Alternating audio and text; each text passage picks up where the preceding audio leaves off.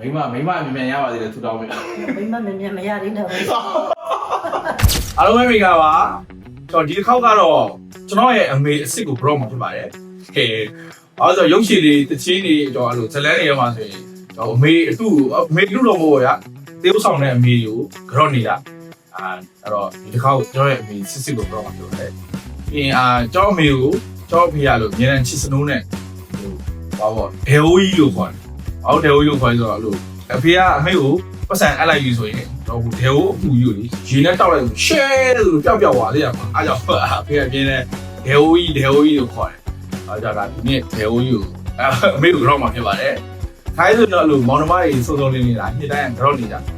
ဒီနေ့ကျတော့ဖေကလည်း PDF ရောက်နေတယ်ပြီးရင်အမတွေညီမတွေကလည်းအဲ့လိုလုပ်ကိစ္စတွေမအားဘူးတော့ဒါကျွန်တော်တယောက်တည်းတော့ဖြစ်ပါတယ်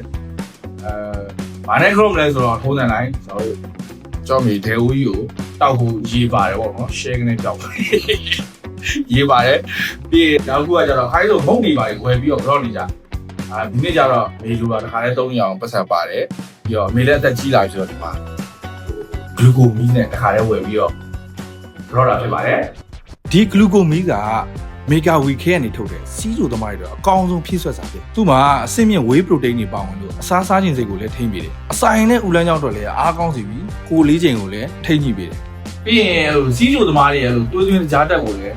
ထိန်းညှိပြီးရောနော်ကျွန်တော်ရဲ့အစားကြိုက်တဲ့ဒေအိုကြီးလက်ရှိကျမ်းမာတဲ့အတွက်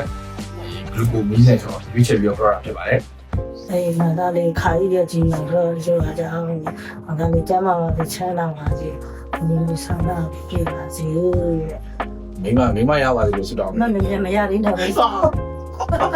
ဘလို့မေအတင်းတော့ယူရင်းနေပြီလို့ဒီနေ့မှာလူကြီးအတွက်လိုအပ်တဲ့ဖြည့်ဆွတ်စာလေးထည့်ကြောဝင်ရတဲ့အတွက်ဂလူကိုမီဆိုလည်းကျေးဇူးများကြီးတင်ပါတယ်ပြီးတော့အခုကြည့်ရှုနေကြတဲ့မိသားစုတွေအားလုံးလည်းသတင်းကြုံမှာစိတ်ချမ်းသာခြင်းကိုယ်ကြီးကျန်းမာခြင်းနဲ့ပြည့်စုံကြပြီးတော့ချစ်ရတဲ့မိသားစုတွေနဲ့အတူတူဖြတ်သန်းနိုင်ပါစေလို့ဆုတောင်းပေးလိုက်ပါတယ်။ရောရတိတ်ပြောတယ်